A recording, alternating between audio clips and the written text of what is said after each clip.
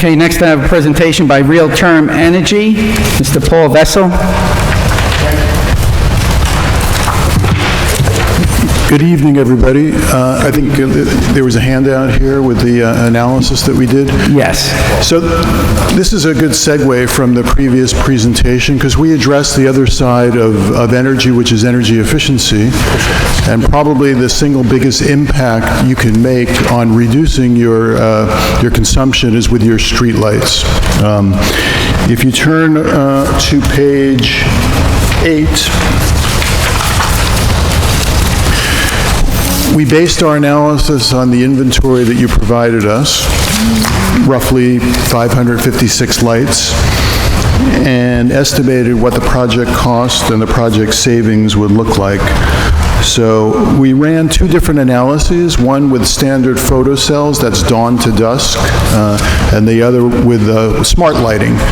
A lot of the communities over the last 2 or 3 years have opted for smart lighting because that gives you much more customization, the ability to dim and trim your lights, either individually on different streets or municipal-wide. If we move now to page 10, we ran an operating cost analysis, and you'll see that today Suffern is spending about $120,000 a year on your streetlights because they're owned right now by the utility. You know, part of the project, as you've seen, and the first phase of the project involves taking ownership of your streetlights. We were involved in helping municipalities lobby in New York State as well as throughout the Northeast, and legislation was passed in New York about 4 or 5 years ago, which gives you the opportunity to take ownership of these strategic assets. A lot of your neighbors have done that, and we've completed projects here in the region with Nyack, Piermont, Warwick, Florida, and others. You see, there's a compelling reason. From a carbon footprint perspective, you're lowering your annual consumption from 497,000 kilowatt hours down to 133,000 kilowatt hours. From an operational cost, you're dropping 80%. Today you're spending 120,000. After you take ownership of the streetlights and we convert them to LED for you, that number drops to 23,000.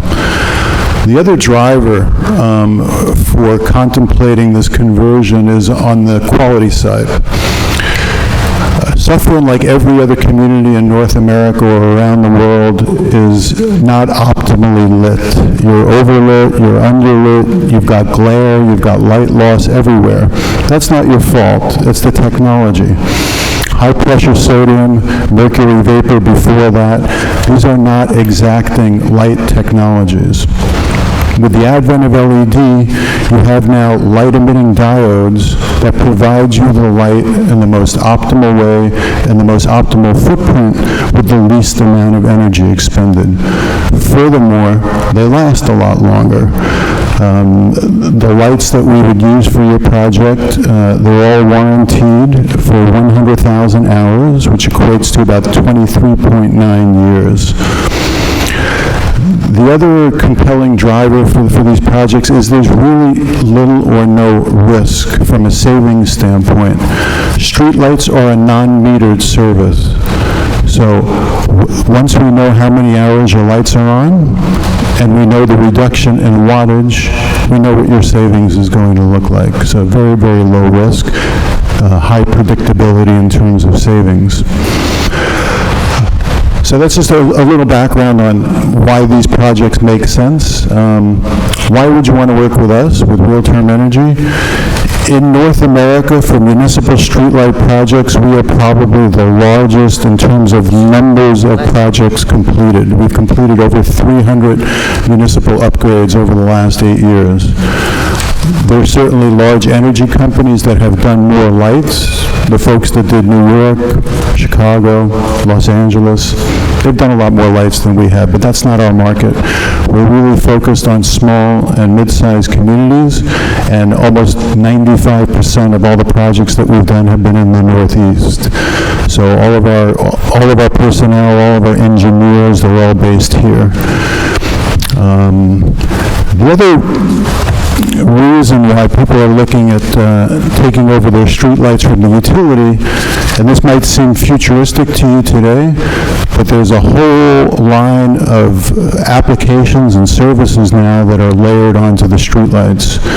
They may not make any sense for Suffern today, but tomorrow, in a year, 2 years, 3 years, with the advent of 5G, with the economical integration of public Wi-Fi, noise sensors, air quality sensors, electronic vehicle charging modules that are integrated into the streetlights, these assets, these streetlights, are becoming more and more strategic and more valuable to municipalities.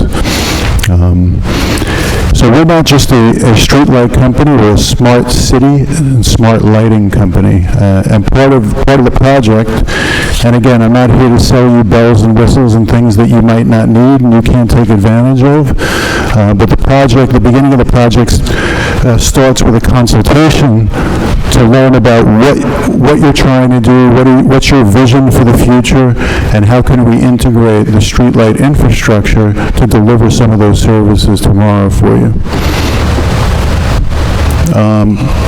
Just a couple more words about us. We're a division of Realterm out of Annapolis, Maryland. Realterm is the largest owner and operator of on-airport infrastructure in North America. They have about $6.5 billion of assets at 37 international airports. Their main tenants are UPS and FedEx. And they became very interested in driving energy efficiency with this footprint of assets that they've owned and operated since 1991. We're their first energy division. There's another division called Brainbox. It's the first developer of artificial intelligence for building energy management. Excuse me, 1 second. You just reseat this because you break it. I didn't touch it. But you're also going to need to lean all the way in. Oh, They can hear you. Okay. And lastly, we had the fortune of being recognized by the World Bank a year and a half ago for establishing best practices in doing municipal streetlight conversions.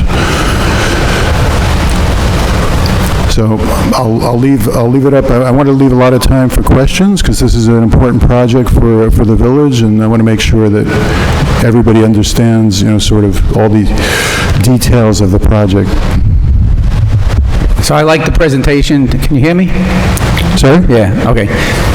Thank you for your presentation. Can you elaborate a little bit on the extras of the Wi-Fi enabling and or the electric charging? What are those points? So what's happened over the last 3 to 5 years, a lot of these technologies and a lot of the suppliers have figured out how to integrate these applications within the streetlight. When I talk about the streetlight, you've got the luminaire, which is the light itself, and then you have the brains that sit on top of it, which today is the photocell. Tomorrow it's the smart lighting controls. So you have, for example, for public Wi-Fi, you have a plug-in, a Wi-Fi plug-in that plugs right into the smart control adapter and provides you with Wi-Fi connectivity. Likewise with air quality control, it's a sensor that also plugs right into the smart control module.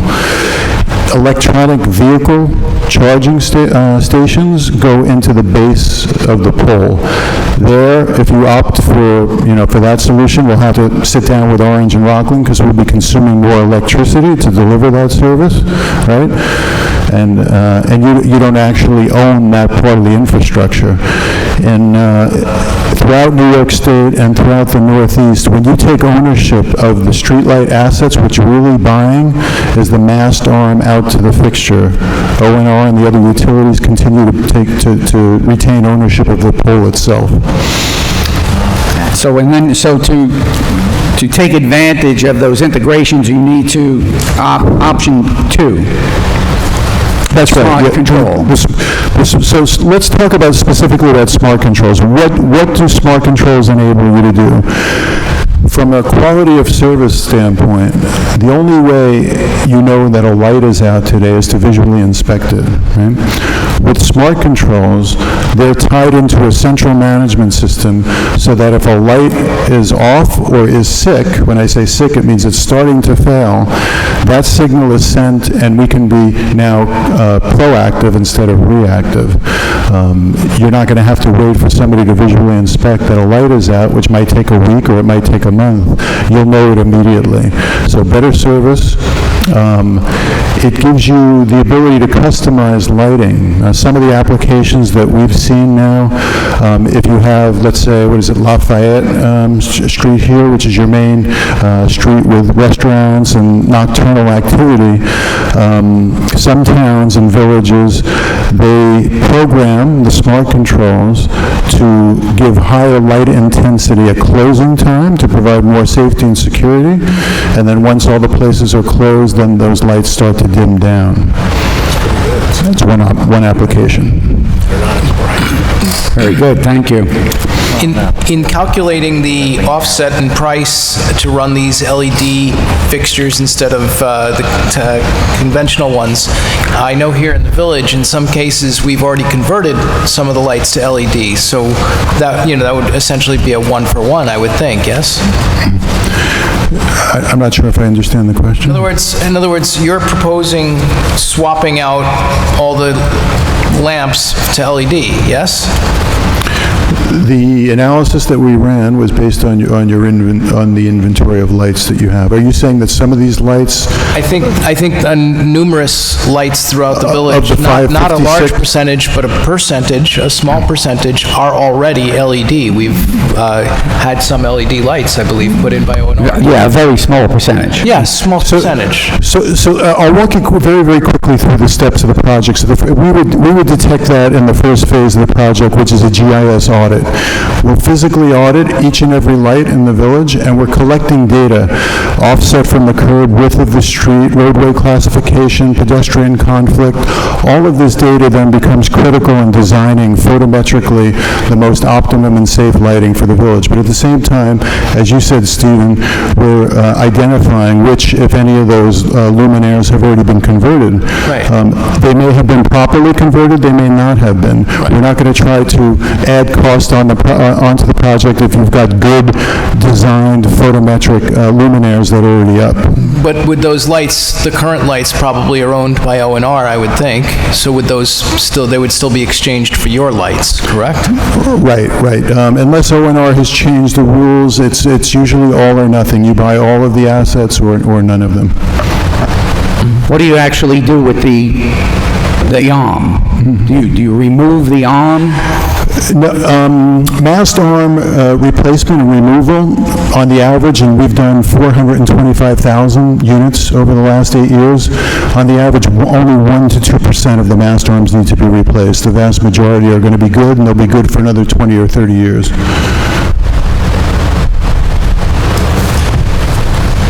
So mostly you replace is the lighting and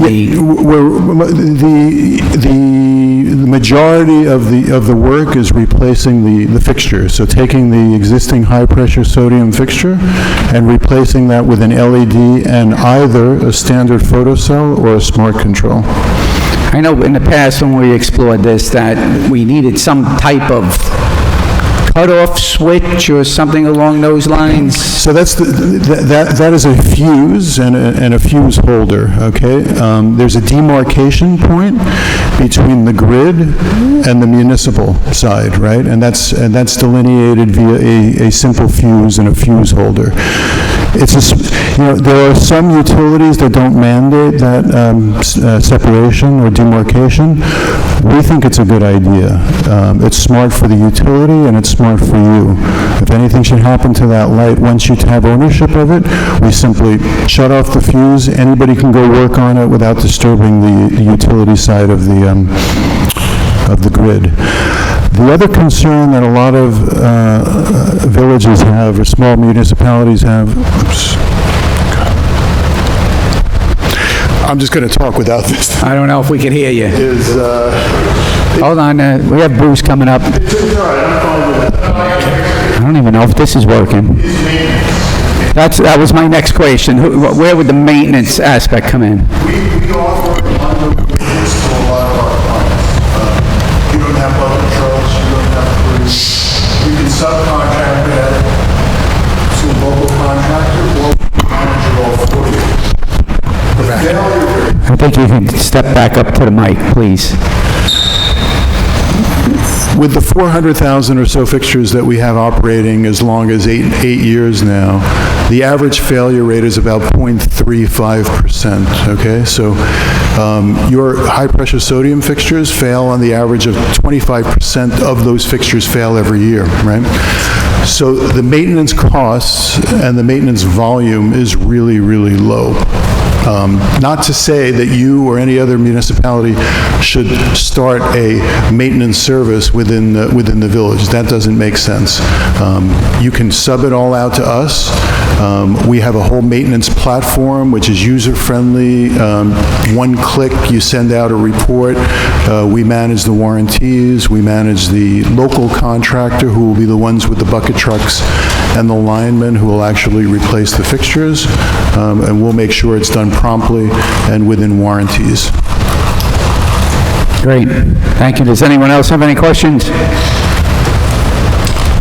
No, wonderful presentation. Sounds like a great idea. Thank you.